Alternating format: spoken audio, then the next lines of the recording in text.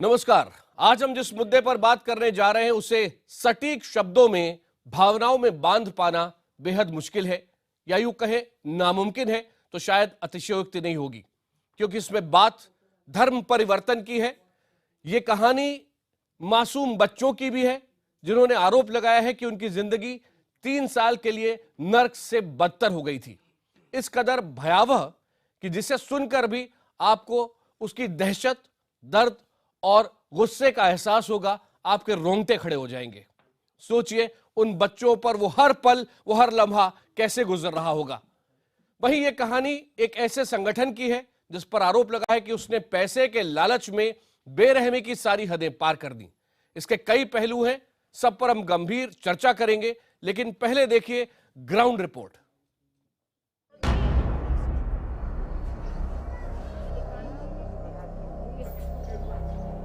हाथ बांधकर पंखे से लटकाया जाना, याद किया भूल जाने पर बेरहमी से जानवरों की तरह पीटा जाना, लगातार 3 दिनों तक भूखा रखा जाना, खाने में कॉकरोच वाला भोजन, पहनने के लिए फटे पुराने कपड़े, न घर जाने की इजाजत न बाहर निकलने की, जबरन धर्म परिवर्तन का आरोप। यह हाल किसी जेल का नहीं और ये यातना भुगतने वाले कठोर कैदी भी नहीं, बल्कि इस तरह के जुल्म का आरोप है मासूम बच्चों पर।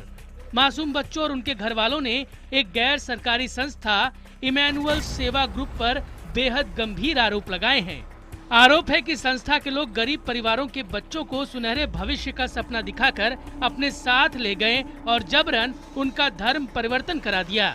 इस पूरे मामले का खुलासा हुआ 29 दिसंबर को, जब नोएडा में रहने वाली नूतन नाम की महिला ने एक शख्स के खिलाफ शिकायत दर्ज कराई। महिला के आरोप के मुताबिक 3 साल पहले एक अस्पताल में उसकी मुलाकात जोशुआ देवराज नाम के एक शख्स से हुई थी। आरोप के मुताबिक जोशुआ ने उसे लालच दिया कि वो उसके बच्चों को सुविधाएं देंगे और IAS अधिकारी बनाएंगे।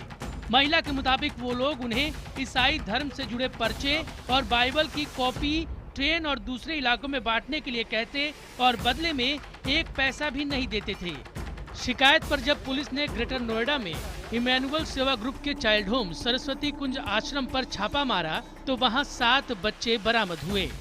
वहां मिले कागजातों से पता चला कि संस्था का एक चाइल्ड होम मेरठ के बिसरख इलाके में है और नूतन के बच्चे वहीं पर हैं। जब पुलिस ने वहां छापा मारा तो हैरान रह गए। मेरठ में इमैनुअल सेवा ग्रुप के चाइल्ड होम से 23 बच्चों को बरामद किया गया। सूत्रों के मुताबिक वहां मिले कागजात की जांच में हैरान कर देने वाली बात सामने आई है। पता चला कि बच्चों के 2 नाम थे, एक माता का दिया हुआ नाम तो दूसरा संस्था का। संस्था ने बच्चों के नाम के साथ मसीह जोड़ दिया था। इस बात से बच्चों के धर्म परिवर्तन की आशंका हुई। बाल कल्याण समिति के सामने जब बच्चों के बयान दर्ज कराए गए तो उन्होंने खौफनाक कहानी सुनाई। जब हम चिकन नहीं खाते थे तो वो लोग बैल से हमें मारते थे और डंडे से हमें मारते थे। तो कभी आपके हाथ में भी कहीं चोट लग गया था? हाँ, यहाँ पर लगा था। ये दिखाइए, कैमरे पे दिखाइए हमारे। तो ये किस चीज से मारा था आपके हाथ पे? ये बेल्ट का जो लोहा नहीं होता उसमें फंस गया था, तो वो तेज के खींच देते हुए यहाँ से फट गया। मेरे को अंदर बुलाया, बोला था कि मैं तेरे को गिफ्ट दूंगा और कुंडी बंद करके मेरे को नंगा करके बाल्टी से और झाड़ू से मारा था। दोबारा अब मैंने सर से बोले, सर हमारे बच्चे दे दीजिए, हम रूम खाली करके जाएंगे, हम भीख मांग लेंगे, रोड पे रह लेंगे, हम लड़की दे दीजिए। वो बोले नहीं, 1.5 लाख रुपए एक बच्चे का लगेगा, 4.5 लाख रुपए दे दो फिर तुम यहाँ से जाना।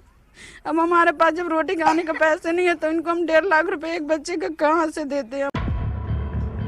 छापे के दौरान संस्था के संचालकों से जब संस्था के रजिस्ट्रेशन के कागजात मांगे गए तो वो उसे उपलब्ध नहीं करा सके। हालांकि उन्होंने कई बच्चों के अभिभावकों के शपथ पत्र जरूर सौंपे, जिसमें बच्चों के पालन पोषण का अधिकार उन्हें दिए जाने का जिक्र था। इन शपथ पत्रों की जांच की जा रही है। वहीं ये भी जानकारी मिली है कि जिला प्रोबेशन अधिकारी ने संस्था को नोटिस जारी कर पूछा है कि वो बिना पंजीकरण कैसे संस्था चला रहे थे। ये भी आरोप लगा है कि संस्था के लोग गरीब परिवारों को निशाना बनाते हैं और उनके बच्चों का धर्म परिवर्तन कर दान देने वालों से पैसे ऐंठा करते थे। जब हम शिव गुरु का नाम लेते थे तो हमें ना मार के बोलते थे कि तुम लोग ये सब नाम मत बोलो करो, ये लोग गंदे लोग हैं, ये लोग यीशु मसीह का नाम ले, यीशु मसीह बहुत महान है। शिव गुरु का नाम लेते तो मना करा जाता था, कहते थे तुम शिव गुरु में नहीं हो, तो वो शैतान है, तुम जीवित परमेश्वर में यीशु मसीह का नाम लिया करो। तो क्या पूजा के लिए टाइम बकायदा निर्धारित था कि किसी टाइम पे पूजा करना होता था वहाँ पर? मना कर देते थे, मना करते थे, बोलते थे इनका नाम मत लेना बिल्कुल भी, वरना मारते थे चाटे से। तो आपको क्या पूजा के नाम पे क्या होता था वहाँ पर? वो यीशु मसीह का करवाते थे प्रार्थना। मालदा में आगजनी और पत्थरबाजी, फिर बिहार के पूर्णिया में भी बवाल और उसके बीच ग्रेटर नोएडा में धर्म परिवर्तन के आरोप। तीनों घटनाओं में दो तो एक दूसरे से जुड़े हैं। ग्रेटर नोएडा में धर्म परिवर्तन की घटना को इससे जोड़ा नहीं जा सकता, लेकिन जिस तरह से देश के अलग अलग हिस्से में इस तरह की घटनाएं हो रही हैं, उससे सवाल उठता है कि क्या ये है धर्म युद्ध।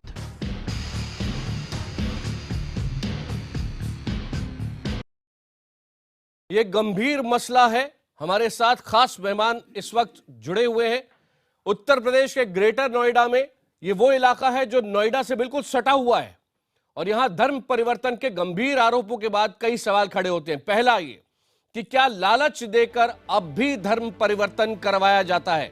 दूसरा, बच्चों को धर्म परिवर्तन के लिए प्रताड़ित करना क्या धर्म सम्मत है? तीसरा, समाज सेवा की आड़ में धर्म परिवर्तन के पीछे कौन सी ताकतें हैं, कितनी बड़ी है ये ताकतें? चौथा, धर्म परिवर्तन को लेकर क्या और सख्त कानून की जरूरत है? चर्चा में भाग लेने के लिए इस वक्त हमारे साथ हैं नोएडा से बीजेपी की विधायक विमला बाथम जी, कांग्रेस प्रवक्ता रीता बहुगुणा जोशी जी, जेडीयू के प्रवक्ता नवल शर्मा जी, विश्व हिंदू परिषद के प्रवक्ता विजय शंकर तिवारी जी यहां स्टूडियो में हमारे साथ हैं, गरीब नवाज फाउंडेशन के चेयरमैन मौलाना अंसार रजा हमारे साथ हैं, कैथोलिक इंफॉर्मेशन सेंटर के राष्ट्रीय सचिव फादर वर्गीस हमारे साथ हैं, और ये पूरा मामला जो अभी आप रिपोर्ट देख रहे थे, इसको देश के और दुनिया के सामने लाने वाली सामाजिक कार्यकर्ता उषा ठाकुर भी इस वक्त हमारे साथ यहां स्टूडियो में मौजूद हैं। उषा जी, मैं जानता हूं आपकी मां की तबीयत आज ठीक नहीं है, फिर भी आप यहां ऐसा किया, आपने वक्त निकाला, धन्यवाद। सबसे पहले ये मसला आपके सामने कैसे आया कि बच्चों का जबरदस्ती धर्म परिवर्तन कराया जा रहा है, और ऐसा कितने इलाकों में हो रहा है? क्या ये सिर्फ एक जगह हो रहा है? जी नहीं, ये पूरे देश में हो रहा है। हमारे पास चिट्ठी आई थी हमारी टीम के पास। कितने दिन पहले? हमारे पास आई थी लगभग से दिसंबर के। मैं बेंगलोर से आई हूँ, 21-22 तारीख को आई। उसके बाद हमने उस घर के इर्द गिर्द लोगों को कहा जांच करने को। लगातार लोग रहे वहाँ पर। फिर हमने उस पर उसका कंप्लेन किया, क्योंकि वो बच्चे 4-4 साल से माँ से बिछड़े थे, बिल्कुल छोटे बच्चे। उनको उठा के ले जाया गया था। 4-4 साल माँ बाप ने उनका मुंह नहीं देखा था। तो हमने जब उस पर छापा डलवाया तो 35 बच्चे मेरठ से निकले, 150 देहरादून से निकले, और भी पता चला है कि कई जगह पर इस तरह से बच्चों को उठा के वो किया जा रहा है। 4 बच्चे जो नोएडा में आए, तो पहले दिन तो हम लोगों को देख के रोने लगे। माँ को देख के अपने बार बार रोते थे, क्योंकि वो जो पहले कभी 3 साल के बच्चों को लोग उठा के ले गए थे, तो उनके अंदर कैसी दहशत होगी, बात नहीं कर पा रहे थे। हमारी टीम में है छाया राय, और हमारी काफ़ी बड़ी टीम है, शिखा है, लता जी हैं। हम सब ने उनसे लगातार बात किया, कॉन्फिडेंस दिया। लता, छाया राय, शिखा हैं और कविता हैं। हर एक बच्चे से बैठ के बात करने लायक हुए। आपके लोगों ने जाकर बच्चों को छुड़ाया। इस वक्त सीधे चलते हैं लाइव। चिपियाना खुर्द तिकरी का ये गांव है, जहां से हमारे संवाददाता अभिषेक हमारे साथ हैं। अभिषेक, सबसे पहले तो ये इलाका दिखाएं, और मेरे ख्याल से ये बच्चे जो छुड़ाए गए, जिनके बारे में उषा ठाकुर अभी बता रही थी, ये बच्चे आपके साथ हैं। थोड़ा सा कैमरा घुमा के दिखाएंगे ये हालांकि हम चाहते हैं उनका चेहरा ना दिखे बच्चों का, ये बहुत जरूरी है, लेकिन वो इलाका दिखा सकते हैं आप हमको? जी जरूर, मैं अपने कैमरामैन से रिक्वेस्ट करूंगा थोड़ा ये इलाका दिखाएं, और यहाँ बकायदा उनके फैमिली के मेंबर जो बच्चे रेस्क्यू किए गए हैं वो हमारे साथ फिलहाल बैठे हुए हैं। और ये जो भी इनके माता पिता हैं, गरीबी कारण ये बच्चे उनके पास गए थे, उनको बकायदा वाला लालच दिया गया था कि आप हमारी कुछ किताबें बांटिए और बदले में हम आपके बच्चे का पालन पोषण करेंगे, उनकी सरकारी नौकरी कराएंगे। अब मैं आपको इस इलाके के बारे में बताता हूँ। ये इलाका ग्रेटर नोएडा में चिपियाना गांव सरस्वती कुंज है। यहाँ पर भी इनका बाकायदा एक शेल्टर होम है और इस शेल्टर होम अभी अंडर कंस्ट्रक्शन था, जो पिछले 5 साल पहले जमीन ली गई थी और धीरे धीरे यहाँ पर बाकायदा कंस्ट्रक्शन किए जा रहे थे। और फिलहाल वहाँ पे अभी पिछले 30 दिसंबर को यहाँ पे कुछ यहाँ के समाजसेविक संगठनों ने यहाँ पे जब वहाँ पे अप्रोच किया, पुलिस को बताया, तो बाकायदा छापा मारा गया और छापे में 6-7 बच्चे यहाँ रेस्क्यू करके निकाले गए। सबसे इंपॉर्टेंट ये है कि यहाँ के RW प्रेसिडेंट से भी हमारी बातचीत हुई थी, तो उन्होंने ये बताया कि हमें ये तो पता था कि ये किसी शेल्टर होम का जगह है, यहाँ पे कुछ आश्रम खुलने वाला है, पर उनको ये नहीं पता था कि यहाँ बाकायदा 7 बच्चे रह रहे हैं। ये आस पड़ोस के कई लोगों से हमारी बातचीत हुई यहाँ पर, उनको किसी को कानो कान भनक तक नहीं थी। यहाँ तक कि जो 4 बच्चे फैमिली जो रेस्क्यू हुए हैं उनका घर भी यहीं बगल में है, उनको भी नहीं पता था कि यहाँ पर 6-7 बच्चे ऑलरेडी रह रहे हैं। ये जो बच्चे रह रहे थे, कुछ बच्चे बिहार के थे, कुछ पश्चिम बंगाल के थे, कुछ पुणे के थे, देश के अलग अलग हिस्सों के थे। अभिषेक, और क्या यहाँ कह रहे हैं आप? मतलब आप ये कह रहे हैं कि घर की 4 दीवारी के बाहर ये बच्चे जा ही नहीं सकते थे और कई महीनों से, शायद एकदम साल से ये निकलते नहीं थे वहां से?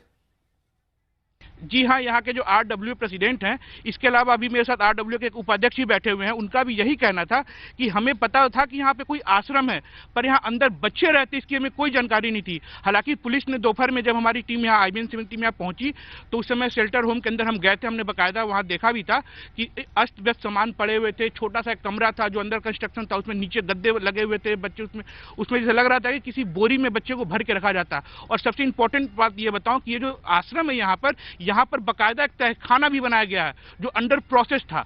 आकाश, बहुत चौंकाने वाली बातें आप इस वक्त हमें बता रहे हैं चिपियाना खुर्द टीकरी गांव से, जो कि ग्रेटर नोएडा और नोएडा से जुड़ा हुआ है, देश की राजधानी दिल्ली से दूर नहीं है। विजय शंकर तिवारी जी, आपको आश्चर्य होता है ये रिपोर्ट देखकर जो अभी हम लाइव दिखा रहे हैं इस वक्त? गंभीर आरोप है ये। नहीं, मुझे आश्चर्य इसलिए नहीं है क्योंकि इस प्रकार के विषय हम बहुत बार उठा चुके हैं और इस प्रकार के विषय केरल से कितने उठे हैं और इस प्रकार बच्चों वाले भी उठे हैं और महिलाओं वाले भी उठे हैं।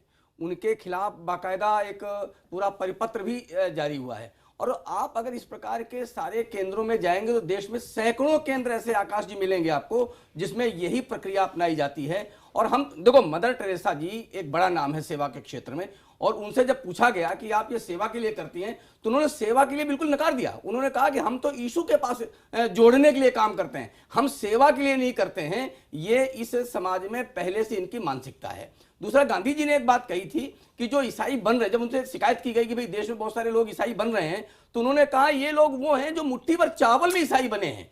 तो इस प्रकार की प्रक्रियाएं देश भर में आपको आकाश जी मिलेंगी। एक बार खंगालिए तो आपको केरल में मिलेंगी, आपको वनवासी क्षेत्रों में मिलेंगी और लाखों लाख क्षेत्रों में ऐसे सैकड़ों आश्रम मिलेंगे जहां पर इस प्रकार की प्रक्रिया आपको मिलेगी। एक बार आपने दिखाना शुरू किया है, आप देखते जाइए आपके पास कितने इस प्रकार के मामले आते हैं। उषा जी, आपके पास भी आऊंगा, लेकिन पहले फादर वर्गीस, जो मिशनरी आते हैं उनका रिस्पेक्ट देश भर में इसीलिए है क्योंकि कहीं हॉस्पिटल लगाते हैं, कहीं बढ़िया स्कूल बनाते हैं, लेकिन क्या ये हिडन एजेंडा है जो सामने आया है इस वक्त? मेरा एक सवाल है जब कोई भी अच्छा कार्य गरीबों के लिए किया जाता है उस पर आपत्ति होती है। जब कार्य अमीरों के लिए है, उच्च वर्ग के लोगों के लिए, जैसे इंग्लिश मीडियम स्कूल, अच्छे अस्पताल, उसकी तारीफ की जाती है। और जिस मुद्दे पर आप हम चर्चा के लिए बैठे हैं उस मुद्दे पर मैं उसकी सही या गलत बता नहीं सकता क्योंकि मुझे जानकारी नहीं है, परंतु मैं इस पर खोज करने वाला हूं।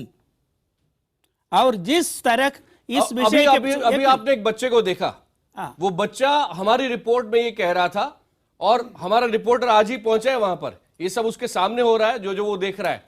छोटा सा बच्चा, बल्कि बच्ची है वो, और उसका चेहरा नहीं दिखा रहे हैं क्योंकि दिखाना उसके लिए अच्छा नहीं है।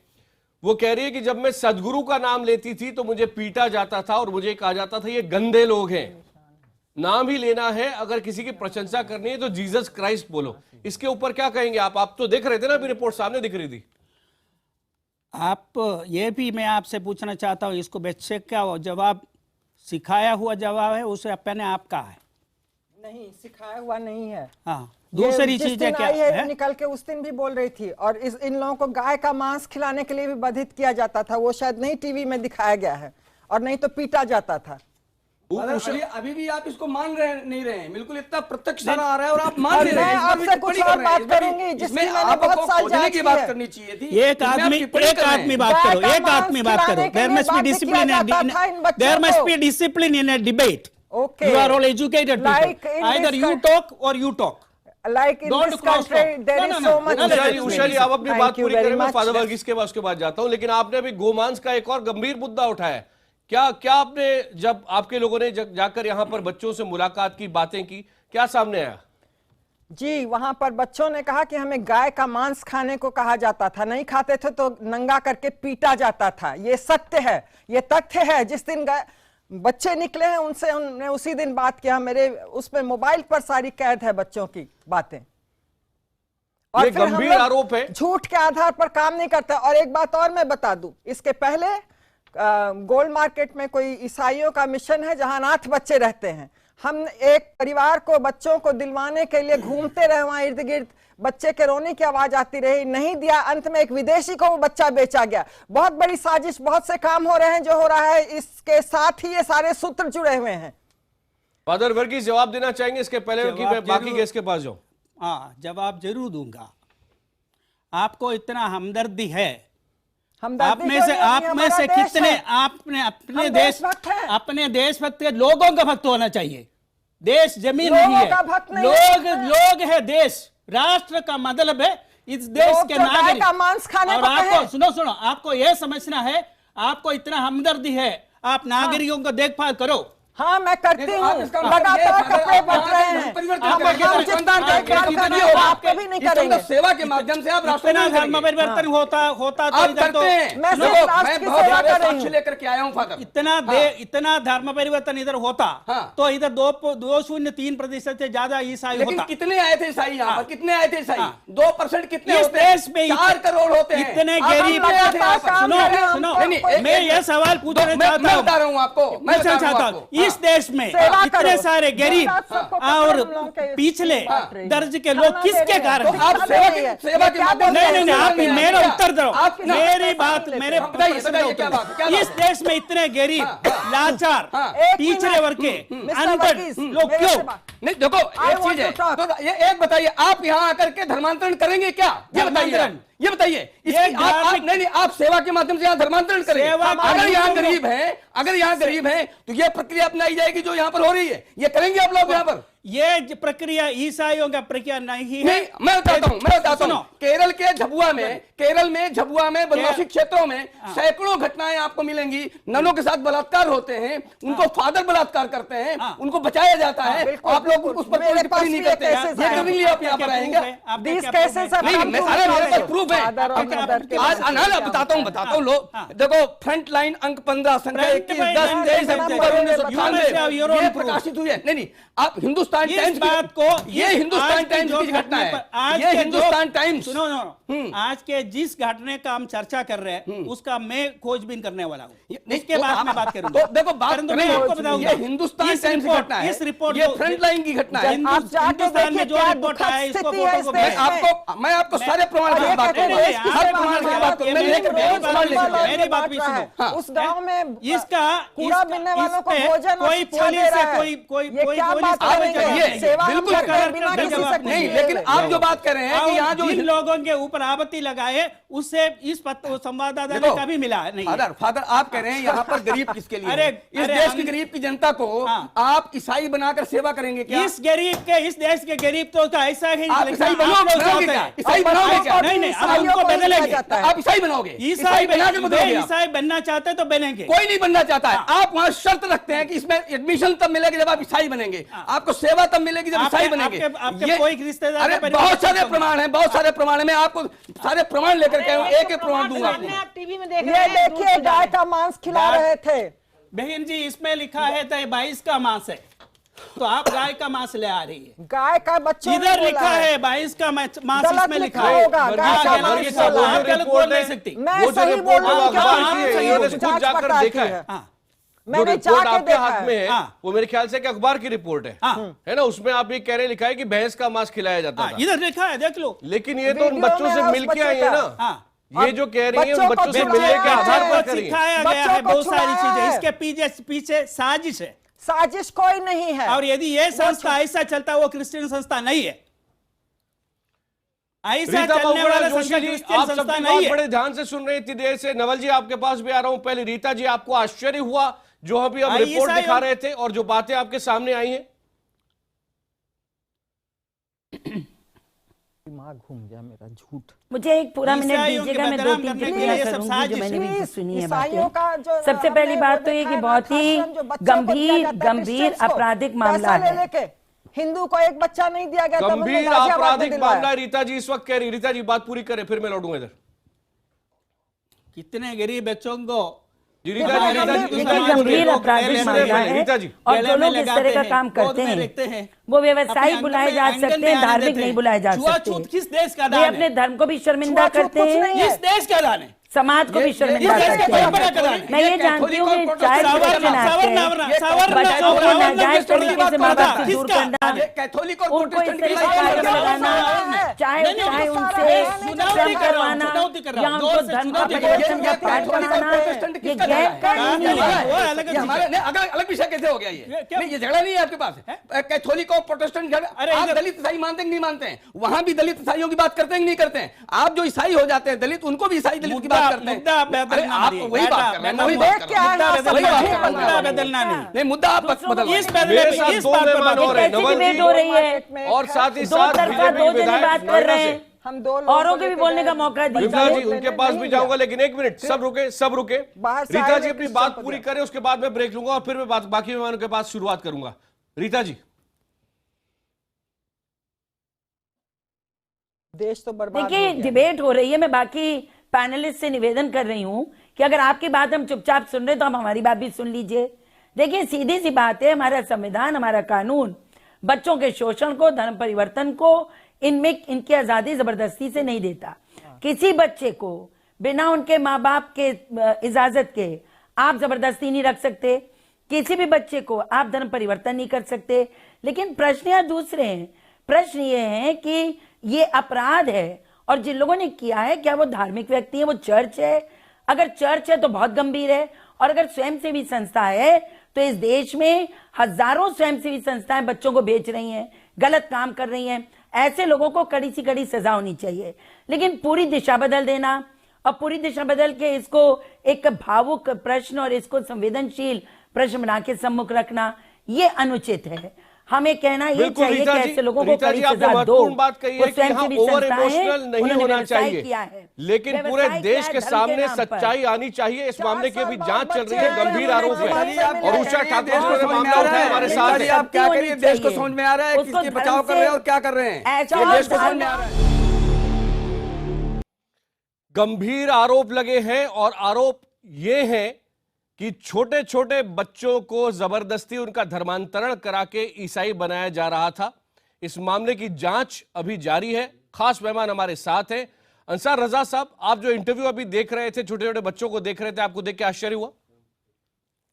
आश्चर्य तो इतना हुआ साहब कि ऐसा लग रहा है कि हम अपने मुल्क में बात कर रहे हैं। ये हमारे मुल्क में ऐसा हो रहा है, जो मुल्क तरक्की के रास्ते पर जा रहा है, जिस मुल्क का प्रधानमंत्री सबका विकास, सबका साथ, सबका विकास की बात कर रहा है। अफसोस की बात है कि हमारे छोटे छोटे से बच्चों को कैद करके, मतलब ऐसे जैसे कैदियों के, ये तो आईएसआई के लोग भी ऐसा सलूक नहीं करते होंगे जैसे ये लोग कर। मैं मुझे बोलने दीजिए प्लीज, मुझे बोलने दीजिए प्लीज।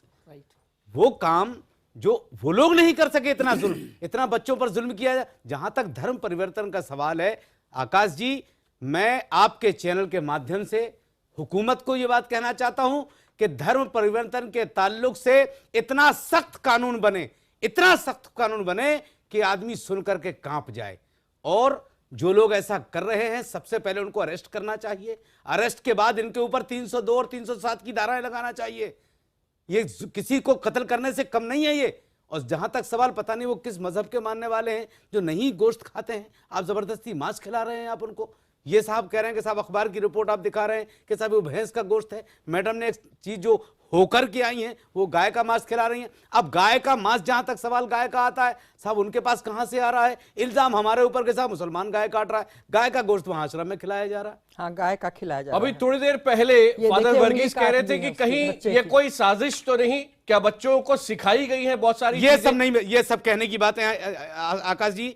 मैं समझता हूं आपका जिम्मेदार चैनल है, ये बात नहीं जानी चाहिए। कई जगह की रिपोर्टें आ चुकी हैं, क्या सब जगह साजिश? उन छोटे छोटे बच्चों को कौन समझाएगा? तो समझने की कोशिश करते हैं। सीधे चिपियाना खुर्द तीकरी गांव चलते हैं जो कि नोएडा और ग्रेटर नोएडा से मिलता है। वहां से लाइव हमारे संवाददाता अभिषेक हमारे साथ हैं। अभिषेक, आपके साथ कोई बच्चे हैं वहां पे, आप बात कर सकते हैं उनसे? जी, मैं जरूर बात करके आपको सुना सकता हूं। इनको कोई बात सिखाई नहीं गई है। जिस उम्र में ये बच्ची एक हमारे सामने है, मुश्किल से 4 या 5 साल की उसकी उम्र होगी, जिस उम्र में बच्चों को हनुमान चालीसा या किसी भगवान या धर्म का नाम नहीं पता होता है कि वो किस धर्म के हैं, किस मजहब के हैं, उस बच्चे को बाइबल का 3-4 वचन आराम से कंठस्थ याद है। मैं भी आपको सुनाता हूँ। बेटा, आपको बाइबल का वचन याद है? सुनाइए। यूहन्ना 3:16, परमेश्वर ने जगत से ऐसा प्रेम किया कि उसने एकलौता पुत्र दे दिया, जो उस पर विश्वास न करे परंतु आनंद जीवन पाए।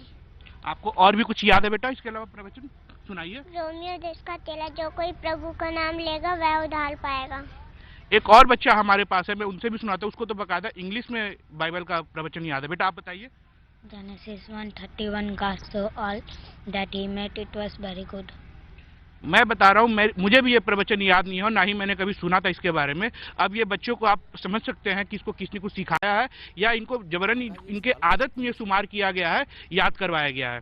आकाश। अंसार रजा साहब, मौलाना अंसार रजा साहब हमारे साथ हैं। अभिषेक, आपसे एक सवाल पूछना चाह रहे हैं अंसार रजा साहब। नहीं अभिषेक जी, मैं आपसे नहीं, आप इन बच्चों के साथ, शायद पेरेंट्स इनके बैठे हुए हैं पास में, प्लीज एक कंफ्यूजन दूर कर दीजिए। ये इल्जाम जो बार बार ये लोग लगाते हैं कि बच्चों को सिखाया जाता है तब ये बोलते हैं, आज इन कंफ्यूजन को इनकी छोटी सी जबान में ये साबित करवा दीजिए कि उनको करवाया गया है, ये सिखाए हुए नहीं है। प्लीज आप बच्चों से करवा दीजिए। बोलने के लायक भी नहीं थे जब आए हैं। क्या बच्चे ये कह सकते हैं कि मुझे नहीं सिखाया गया, सिखाया गया?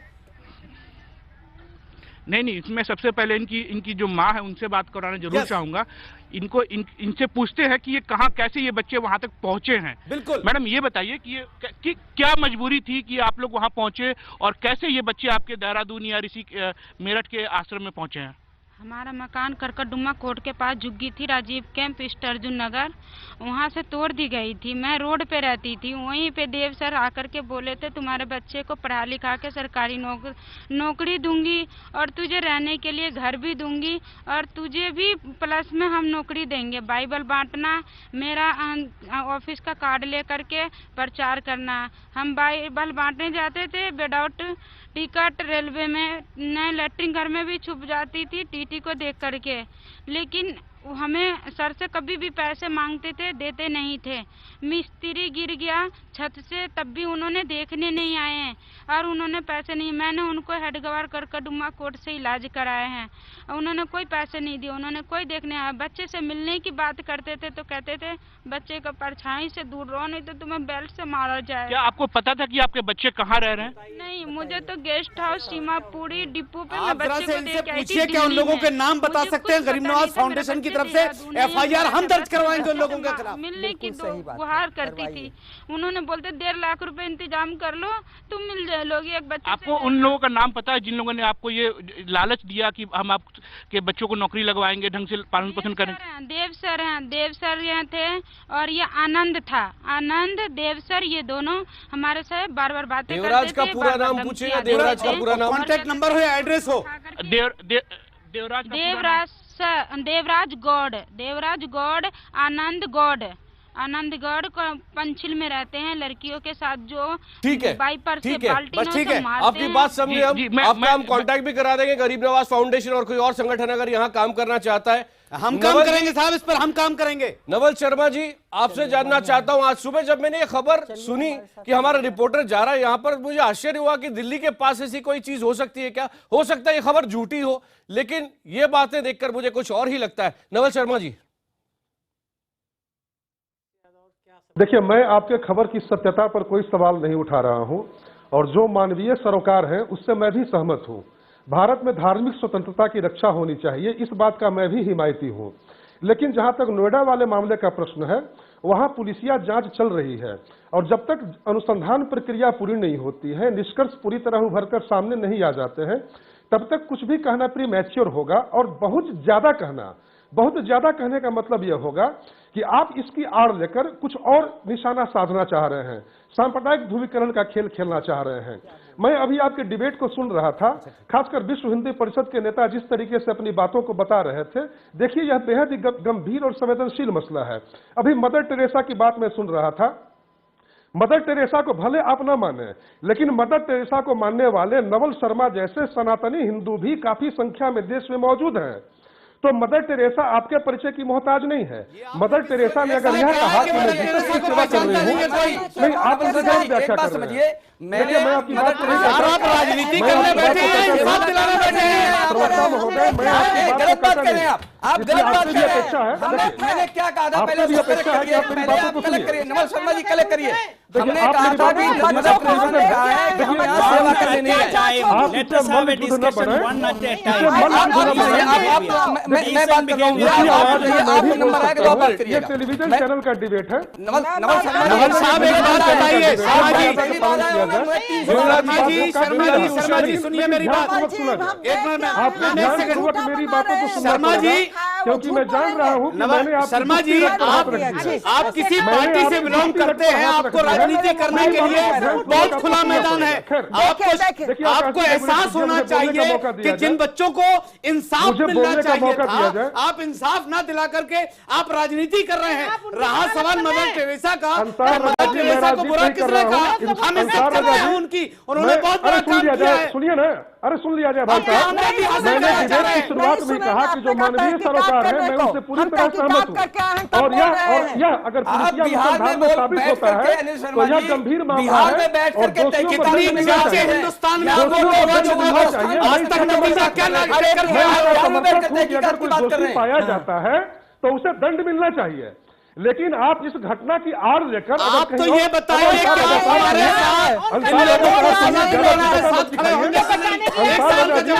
अंसार रजा जी, थोड़ा गंभीर बनिए। अंसार जी, गंभीरता पर रखिए। आप तो मुझे इतना बताइए, इनको इंसाफ दिलाएंगे कि नहीं? नहीं, इतना जवाब दीजिए। मैं उन्हें इंसाफ दिलाए जाने का पूरा आप आगे बढ़ो, गलत है तो आप इसका इंसाफ दिलाने के लिए कार्य करो। बिल्कुल करेंगे, बिल्कुल करेंगे।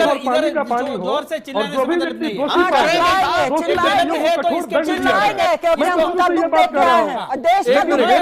आगे बढ़ो। हम लोग हुए हैं इस बात से कि पूरे में इस तरह से बच्चों के साथ 4-4 साल आपको मिलाया नहीं गया। आपकी बात समझा मैं। कहीं ना कहीं मौलाना साहब आप भी रुकिएगा। उषा जी आप लेकिन विमला जी एक मिनट, विमला जी साबित करो, साबित करो। साबित हो गया है। आप सबको थोड़ा सा रोक रहा हूँ। मैं अपनी बातों को रख नहीं पाया। आपकी बात पूरी करें, 30 सेकंड में विमला जी की बात जवाब बीजेपी के पास पदवर की स्पीच सुनेगा। नवल शर्मा बोल रहे हैं, नवल बात पूरी करें। अंसार रजा जैसे विद्वान लोगों के शोरगुल के चलते मैं अपनी बातों को रख नहीं पाया, इसलिए कृपया अरे उन सब बातों को उठा बस मुझे 1 मिनट समय दिया जाए। थोड़ा सा रोके, सब थोड़ा सा रुके। नवल जी 30 सेकंड आपके आपसे हो रहे हैं। मैं भी यह मान कर रहा हूँ उषा जी कि जो दोषी व्यक्ति हैं वो दंडित होने चाहिए, लेकिन इस आधार पर सांप्रदायिक खेल खेलने की गुंजाइश किसी को नहीं मिलनी चाहिए। सांप्रदायिक खेल वेरी बैड।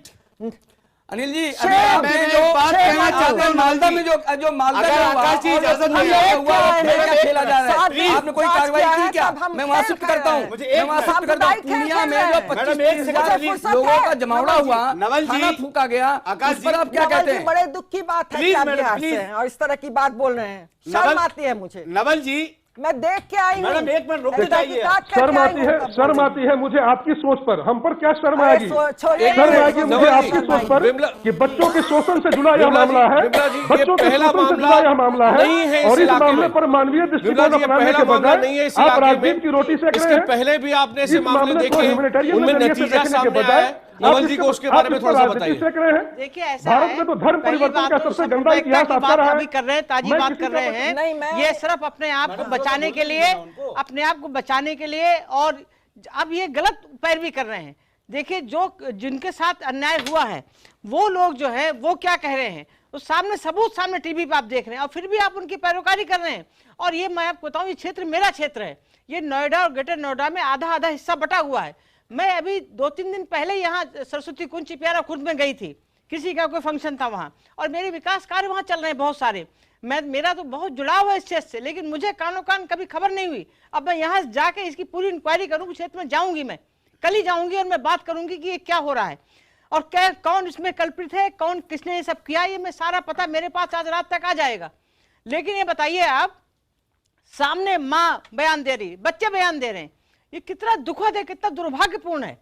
एक बात हो चुकी थी, कई बार डिबेट इस पे हो चुकी है कि धर्म परिवर्तन अगर कोई मन से अपने जाना चाहे, आत्मा से जाना चाहे, जुड़ना चाहे किसी से, उसके लिए ठीक है, लेकिन जबरदस्ती किस तरह अन्याय करके, किस तरह बच्चों को हैरेस करके। अब मेरे क्षेत्र में मुझे दुख इस बात का है कि मैं मेरे क्षेत्र में मुझे भनक कैसे नहीं लगी, ये बहुत मेरे लिए बहुत दुखद बात है।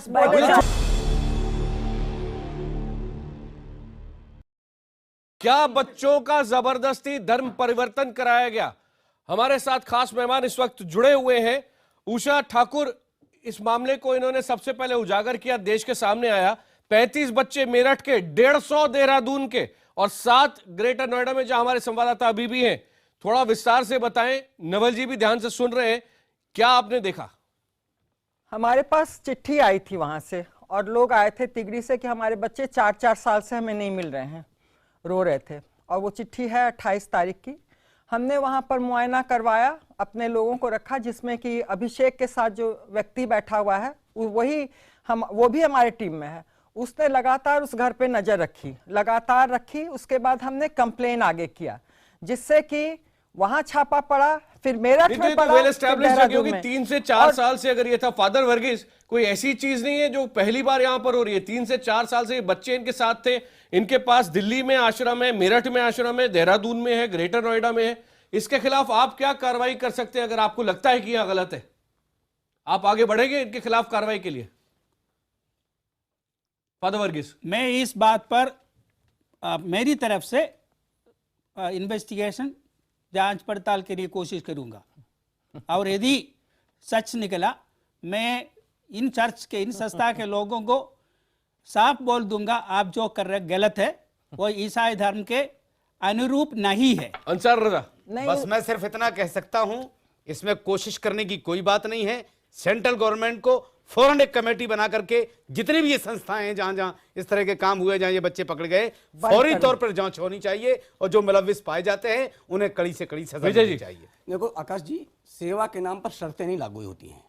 हम लगभग देश भर में 1 लाख सेवा के काम करते हैं, और वहां पर जो ईसाई है वो जन्म से ईसाई लेकर अभी तक ईसाई है, और जो मुस्लिम है वो अभी तक मुस्लिम है। हम उसको कभी भी उसके धर्म को परिवर्तन करने के लिए आग्रह नहीं करते, केवल सेवा करते हैं। तो सेवा के नाम पर कोई भी आग्रह स्वीकार नहीं होता और कोई शर्त लागू नहीं होती है, इसलिए शर्त लागू नहीं। रीता जी, आखिरी 20 सेकंड। रीता बगुड़ा जोशी जी। देखिए, बहुत ही गंभीर अपराध है, जो लोग इसमें संदिग्ध हैं उनको पकड़ा जाना चाहिए, जांच पूरी होनी चाहिए। लेकिन मैं इतना कहना चाहूंगी कि उत्तर प्रदेश शासन को बहुत ध्यान देना चाहिए। देखिए, अभी फिर दादरी के बाद फिर गौ मांस की बात आ गई। बच्चे कैसे पहचाने कौन सा मांस है? घर के अंदर से ना कोई आ रहा है ना जा रहा है। बच्चों पे जो प्रताड़ना हुई निंदनीय है। मेरे पास समय समाप्त हो रहा है, लेकिन विमला जी गोमांस का मामला सामने आया है। नई बात आपने खड़ी कर दी है, ये नई बात सामने आई है जो कही है, ऐसे लोगों को अलग करना चाहिए। गंभीर मामला हो उठा है, क्योंकि इसके ऊपर बहुत सारी बातें इसमें होती हैं। बच्चों ने कहा है मुझसे, आपसे मैं फोन से बात करवा देती हूँ। नवल जी आखिरी 20 सेकंड। नवल जी आखिरी 20 सेकंड। कैसे पहचान होगी उषा जी? नवल जी आखिरी 20 सेकंड। उन बच्चों पे जोर देके क्यों मेरी बात कह सकती है? अगर ये सेवा है,